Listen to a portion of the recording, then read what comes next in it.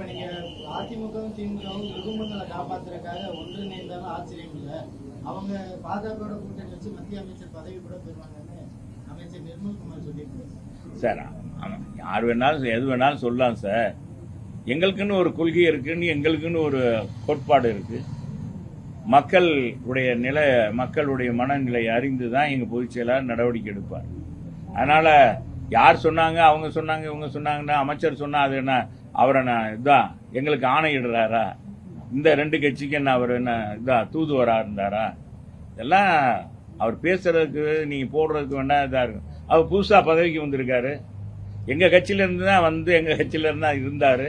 அப்புறம் இங்க இருந்து போனாரு. அதனால அதை பற்றி எல்லாம் கவலை இல்லை. அவர் வாழ்க. அவர் பதவி பெற்றிருக்காரு. மதுரை மாவட்டத்துக்கு நல்லா நிறைய செய்யணும். நான் ஒன்று சொல்றேன். இத அவர் சென்ற திராவிட முன்னேற்ற கழகத்தில் இருந்த 2 அமைச்சர்களும் மதுரைக்கு எதுவும் செய்யல. இந்த அமைச்சர் ரொம்ப பேசுறாரு. இப்ப வந்திருக்கிறவரு அவர் தான் இருக்காரு. அவர் மதுரைக்கு என்ன அவர் காலத்துல என்ன கொண்டு வந்தாங்க, இப்ப இருக்க முதலமைச்சர் விஜய் என்ன மதுரைக்கு என்ன நாங்க கொண்டு வந்து ஒரு 10,000 கோடிக்கான திட்டங்களை மதுரைக்கு கொடுத்துருக்கிறோம். இன்னைக்கு அவர் சொகுசா போறாருல, அந்த பாலங்கள், சாலை வசதி, விரிவாக்கம், மதுரையில மீனாட்சி அம்மன் கோயில் அழகுபடுத்தியது, எத்தனையோ சொல்லலாம். மாரியம்மன் தெப்ப குளத்தை ஆழப்படுத்தி நிரந்தர நீர் மாதிரி இந்த மாதிரி நிறைய செஞ்சிருக்கோம். மதுரை மீனாட்சி அம்மன் கோயிலை சுற்றி அருமையான சாலை அமைத்து 4 மாசம் உலகத்தரம் வாய்ந்த சாலை அமைத்திருக்கிறோம். 10 தொன் மண்டபத்தை புதுப்பித்திருக்கிறோம். 10,000 கோடிக்கான நம்ம ரயில்வே ஸ்டேஷன்ல இருந்து பேவர் பிளாக் உலகத்தரம் வாய்ந்த பேவர் பிளாக் சாலை அமைத்திருக்கோம். அலங்கார விளக்கு. மதுரை என்றாலே ஒரு மிகப்பெரிய செல்வாக்கு மிக்க ஒரு மதுரை. அரசியலும் சரி புராணங்களிலும் பேசப்படுகிற ஒரு நகரமாக மதுரை இருந்தது. அதை உருவாக்கி கொடுத்தது புரட்சி தலைவரும் புரட்சி தமிழர் எடப்பாடியார் என்பதை நான் இந்த நேரத்தில் ஆணித்தரேன். இதை காலம் 24 மணி நேரம் குடிநீர் கொடுக்கக்கூடிய முல்லை பெரியார் கூட்டு குடிநீரை கொண்டு வந்து மதுரை மக்களுடைய தாகத்தை தீர்த்து அதிமுக. இதை காட்டில அவங்க இந்த அமைச்சர் இப்ப கள ஆய்வு பண்ணி இப்ப அது தண்ணி முறையாக கிடைக்கல, மதுரை மக்களுக்கு கிடைக்கல. பல இடங்கள்ல ஆறாக ஓடுது. இதை நான் பல முறை சட்டமன்றத்தில் ஒழித்திருக்கிறேன், பேசியிருக்கேன். அப்பெல்லாம் அவங்க யாருமே காது கொடுத்து கேட்கல. செஞ்சிருவோம்னாங்கன்னா செய்யல. கடைசி நேரத்தில் காமா சோமான்னு முதலமைச்சர் வச்சு திறந்துட்டாங்க. திறந்த அடிப்படையில் பார்த்தீங்கன்னா எங்க பார்த்தாலும் சரியாக போகல. நிறைய இடங்களுக்கு தண்ணி வரல. அதை முறைப்படுத்த சொல்லுங்க. நாங்க கொண்டு வந்த திட்டத்தை முறைப்படுத்தினாலே போதுமானது. அதை முறைப்படுத்த சொல்லுங்க. நிறைய அவர் என்ன இவங்க காலத்துல நிர்மல்குமார் வந்து அமைச்சராக இருக்கும்போது இப்ப நான் செல்லூர் ராஜு நான் ஆணித்தரமா சொல்றேன், 10,000 கோடி நான் அவங்க அங்கேருந்து போட்டுக்கேன்னு. இவர்கிட்ட நீங்க கேளுங்க, நீங்க என்ன செய்ய போறீங்க மதுரைக்கு? என்ன இந்த டைட்டில் பார்க் இன்னும் முடிக்காம இருக்காங்க, போனதில்லை. அது 600 கோடிக்கு முதல்ல போட்டாங்க. ஏற்கனவே எங்க அம்மா கொண்டு வந்து தொழில் கேரிடர் கொண்டாந்தாங்க, மதுரை டு தூத்துக்குடி வரைக்கும். அதையெல்லாம் இவர் விரிவாக்கம் பண்ண சொல்லுங்க, செய்ய சொல்லுங்க. மதுரையினுடைய எத்தனையோ இளைஞர்கள் படித்துட்டு நிறைய இளைஞர்கள் இங்க இருக்கிறாங்க. அதுவும் மதுரை மாவட்டம் நிறைய தொகுதியே சட்டமன்ற உறுப்பினர் இன்றைக்கு பாத்தீங்கன்னா அது என்னன்னா இந்த சின்ன பிள்ளைகள் வெள்ளாம கலைஞர் வீடு வந்து சொன்ன என்ன சொல்லுவாங்க, சின்ன பிள்ளை வெள்ளாம வீடு வந்து சேராது, சின்ன பிள்ளை வெள்ளாம வீடு வந்து சேராதுன்னுவாங்க. அந்த பழமொழிக்கு ஏற்ப அது நடந்துடாம இந்த ஆட்சி. நான் கேட்கறது அதுதான். ஏதோ சின்ன பிள்ளைய வீட்டில் சொல்லிச்சு வச்சுன்னு ஓட்டு போட்டாங்க மக்கள். அந்த மக்கள் நாளைக்கு ஓட்டு அடுத்த தேர்தல் வரும்போது நினைச்சு பார்ப்பாங்க, போன ஆட்சியில என்னடா செஞ்சாங்க, இந்த ஆட்சியில என்ன செஞ்சாரு, இந்த சட்டமன்ற உறுப்பினர் என்ன செஞ்சாரு, கடந்த சட்டமன்ற உறுப்பினர் என்ன செஞ்சாருன்னு பார்க்காம இருக்க மாட்டாங்க. எல்லா பெண்களும் அளவு வைக்க தான் செய்வாங்க, எல்லா குடும்பத்திலையும் இருக்க தான் செய்யும். அப்படின் போது நிர்மல்குமார் உங்களுடைய அமைச்சர்கள் சக அமைச்சர்கள் இந்த மதுரை மாவட்டத்துக்கு, நான் மதுரை குறிப்பா சொல்றேன், மதுரை மாவட்டத்தில் நான் இருக்கிறதுனால இந்த மதுரை மாவட்டத்துக்கு அவங்க என்னென்ன செய்ய போறாங்கன்றத ஒரு முன்னோட்டமாக சொன்னா சரியா வரும். அது மாதிரி செஞ்சா நல்லதுன்னு நான் கேட்டுக்கிறேன். டெல்லிக்கு சிறப்பு பிரதிநிதியா இதுக்கு முன்னாடி ஓரளவு தமிழ்நாட்டை சேர்ந்தவர்கள் தான் போட்டிருக்காங்க. முக்கியமான ஒரு இடம் பிற மாநிலத்தை சேர்ந்த ஒருத்தர் இது வந்துங்க அந்த கட்சிக்கு பெரும்பான்மை கொடுத்துருச்சு, நம்ம கொடுத்துருக்கோம். இதுல எல்லாம் நாங்க யாரையும் அவர் விருப்பப்படுறாரு யாரையும் போறாரு, அது மக்கள்கிட்ட மனசுல தான், மக்கள்கிட்ட தான் தீர்ப்பு கொடுக்கணும். நாங்க இதில் போய் விமர்சனம் பண்றது சரியா வராது. எனக்கு பொறுத்தளவுக்கு அது உடன்பாடு இல்லை.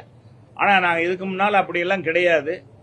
புரட்சி தலைவன் புரட்சி தலைவர் அம்மா எடப்பாடியார் காலத்துலலாம் அப்படி இல்லை. அதிமுக பொறுத்தளவுக்கு இல்லை.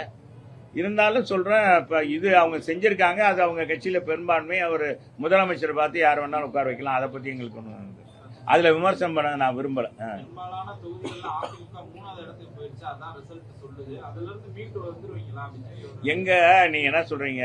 அதாங்க புயல் வந்து என்னன்னா, அவர் பேசுனதே என்னன்னா எங்க கட்சியை பத்தி தான். அவர் எங்க கட்சிக்கு எங்க தலைவர் அதிமுக பேனரை வச்சுட்டு அவர் பேசுனது. அதிமுக புரட்சி தலைவர் அண்ணா பேரறிஞர் அண்ணா படத்தை போட்டு தான் அவர் கூட்டமே மதுரையில் கூட நடத்தி அது பெரிய எதிர்ப்பு வந்த பிறகு அப்புறம் எடுத்தாங்க வச்சாங்க. இந்த வாக்காளர்கள் மத்தியில் அது ஒரு பெரிய எங்களுடைய ஓட்டு தான் அவங்களுக்கு மாறி இருக்கக்கூடிய, வேற யாரும் ஓட்டும் இல்லை. எங்களுடைய வாக்கு தான் இது. அதோடைய ரசிகர் மன்றவுடைய வாக்கு சேர்ந்துருக்கு. இது எல்லா காலத்திலையும் இருக்காது, அப்படியெல்லாம் இருக்காது. உறுதியாக மாற்றம் இருக்கு. மாற்றத்தை மக்கள் பார்ப்பாங்க எப்படி என்று. நான் தான் சொல்லிட்டேன்ல, இந்த ஆட்சியுடைய இது 6 மாசம் பார்ப்பாங்க, பொறுத்து பார்ப்பாங்க.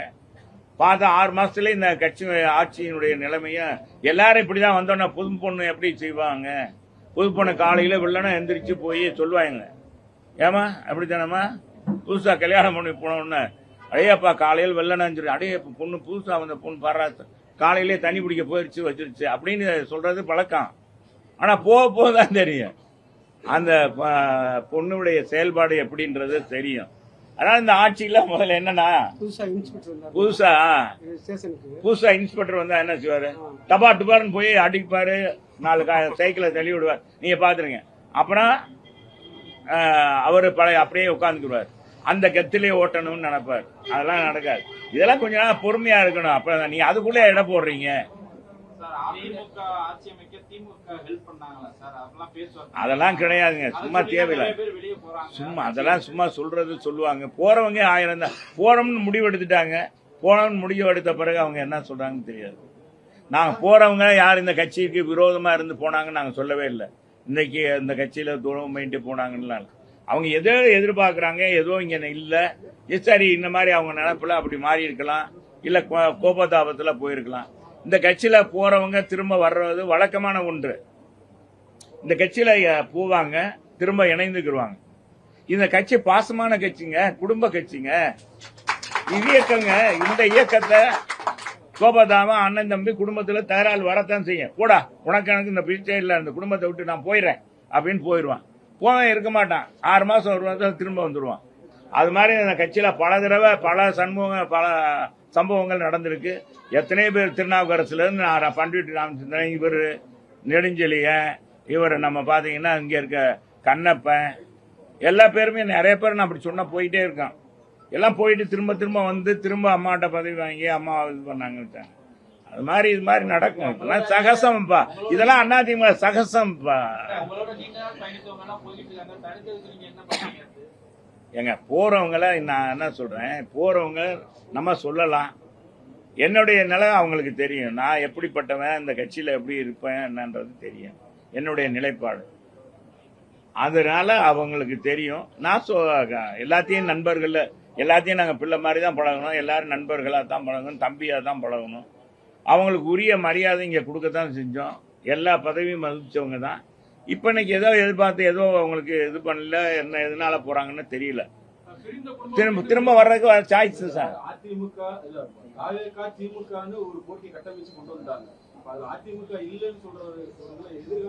நிச்சயமாக இல்லைங்க. அதெல்லாம் இப்ப அதெல்லாம் பேசுறது. அப்படி பேசினா தான் அதிமுக இருக்க தலைவர்கள்லாம் வருவாங்க, கட்சியில தொண்டர்கள். இன்னைக்கு பாருங்க, எங்கேயாச்சும் தொண்டர்கள் போயிருக்காங்களா? தலைவர்கள் போனதான் நீங்க எல்லா இதுலயும் போறது.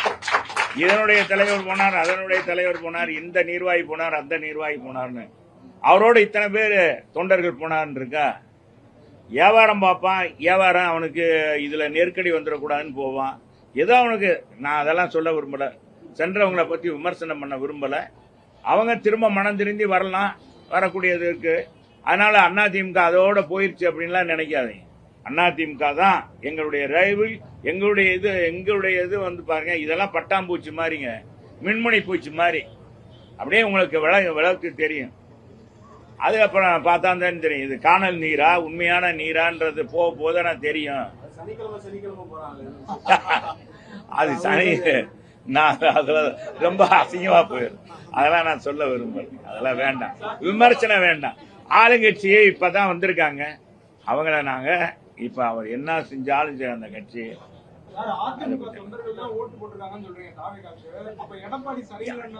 அண்ணன் தொண்டர்கள் போடவே மாட்டாங்க. தொண்டர்கள் யாரும் கட்சிக்காரன் ஏங்க 1.5 லட்சம் அதிமுக வாக்காளர்கள். அதான் இந்த மாதிரி இடைச்சொல்ல ஏதாச்சும் சொல்லிடுறாங்க. அதாவது வாக்களிக்கக்கூடிய காலங்காலமா வாக்களிக்கக்கூடிய பெண்கள் வாக்காளர்களை மடமாற்றம் செஞ்சிருக்காங்க. விஜய் அண்ணா எம்ஜிஆர் தான் இது கேட்கிறாரு அப்படின்னு சொல்லி இப்படி மடைமாற்றம் செஞ்சுட்டாங்க. அந்த பிள்ளைய வீட்டுல சின்ன பிள்ளைய சொல்ல அதான் சொன்னாங்கல்ல, என்ன சிறு பிள்ளைய வெல்லாம வீடு சேராதுன்னு சொல்லுவாங்க. அது மாதிரி ஆயிடக்கூடாது. இந்த ஆட்சி அப்படி ஆயிடக்கூடாது. என்னடா சின்ன பையங்களா சொல்லி ஓட்டு போட்டோம், இந்த மக்கள் நாளைக்கு நினைக்க கூடாது. சொன்ன வாக்குறுதியெல்லாம் கொடுக்கணும். அவங்க கொடுத்த வாக்குறுதியெல்லாம் பார்த்தீங்கன்னா யாத்து அப்பா எவ்வளவு வாக்குறுதி. 12 சிலிண்டரா 12 சிலிண்டர் 6 சிலிண்டரா 6 சிலிண்டர் கொடுக்கணும். 6 சிலிண்டரை எதிர்பார்த்துக்கிட்டு இருக்காங்க மக்கள். 2500 ரூபாய் எதிர்பார்க்கிறாங்க. வேற என்னமா தாய்மாமன் சீரு மோதிரம் இதெல்லாம் தங்க மோதிரம் இதெல்லாம் பாத்தீங்கன்னா மக்கள் பெரிய எதிர்பார்ப்பு செய்ய போறாங்க. ஓடுற ஓட்ட அப்படின்னு மதுரைக்கார ஏற்கனவே பாசக்காரங்க. மதுரைக்கார ஏற்கனவே என்னன்னா பாசத்துக்கு அடிமை. ஓடுற ஓட்ட பிள்ளைய சொல்லி பிடிச்சு ஓடுற அந்த தடவை ஒரு தடவை மாற்றத்தை கொடுப்போம் அப்படின்னு. இது நிரந்தரம் ஆகணும்னா அவங்களுடைய நடவடிக்கையில தான் இருக்கு.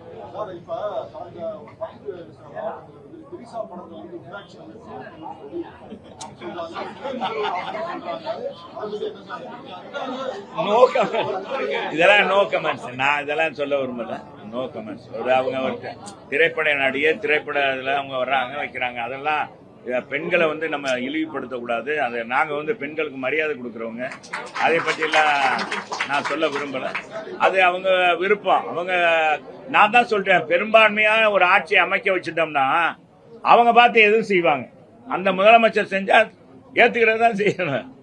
அப்புறமேல் தான் குத்துது குடையுதுன்னு அப்புறமேல் தான் நீங்க மாற்றத்தை கொண்டு வரும். அதுக்கு தான் நாங்க சொன்னோம், சிறுபிள்ளை விவசாய வேளாண்மை வீடு சேராதுன்னு சொல்றது அந்த மாதிரி ஆயிடக்கூடாது அப்படின்னு நல்ல எண்ணத்துலதான் இங்க இருக்கிற அமைச்சர்கள்லாம் அதெல்லாம் யோசனை பண்ணி செய்யணும். சும்மா பத்திரிகைகள்ல நாங்க அங்க பிடிச்சோம் இங்க பிடிச்சோம் இதை பண்ணணும் இப்போதைக்கு எல்லாம் வரத்தான் செய்யும். திமுக ஆட்சி வந்த உடனே 21 எங்க தலைவர்கள் மேலாம் கேஸ் போட்டாங்க. எத்தனை பேர் மேல கேஸ் போட்டாங்க, சொத்து குவிப்பு வழக்கு அது இதுன்னு போட்டாங்க. அப்புறம் என்னாச்சு? ஒன்னும் ஆகலையே. அது மாதிரிதான் இப்பவும் சும்மா அப்படி ஒரு அதுதாங்க புது பொண்ணு மாதிரி எடுத்தோடனே காலையில குடத்தை குத்திக்கிட்டு போவாங்கன்னு சொல்லுவாங்க, கிராமத்துல சொல்லுவாங்க. அது பழமொழி. இப்பெல்லாம் யாரு போறா? வீட்டுக்காரர் தான் போய் நீ தண்ணி குடிக்கணும். இப்ப காப்பி கொடுக்கறதே இப்ப என்னன்னா இப்ப மாறிடுச்சுன்றாங்க. முதல்ல பெண்கள் காப்பி மனைவி காப்பி கொடுப்பா, இப்ப கணவன் தான் போய் காப்பி கொடுக்கறாங்க. அந்த மாதிரி மாறி போச்சு.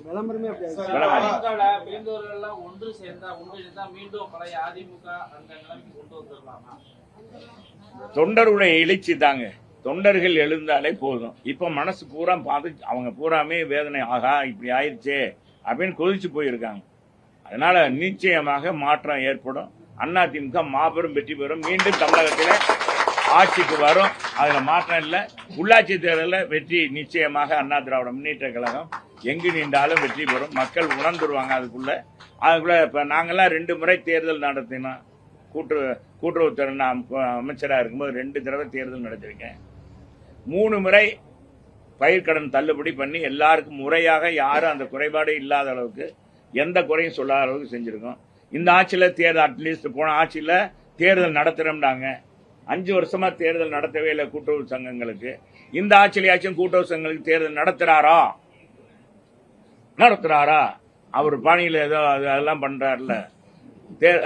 முதலமைச்சர் இப்படி எல்லாம் என்னங்க நாட்டுல இன்னமும் சொல்ல வேண்டியிருக்கு. அதெல்லாம் வேண்டாம். இது என்னுடைய இது நீண்ட நாள் கழிச்சு கூட நாங்க ஆலோசனை கூட 2 பேரை எங்களுடைய இயக்கத்துக்காக பாடுபட்ட இயக்குநர்கள் மறைவு எங்களுக்கு ரொம்ப மிகப்பெரிய வருத்தத்தை ஏற்படுத்தியது. இன்னைக்கு கூட நான் பாக்கியராஜோட இதுக்கு போகணும். இந்த இதனால நான் போகல, சில பல காரணங்களால.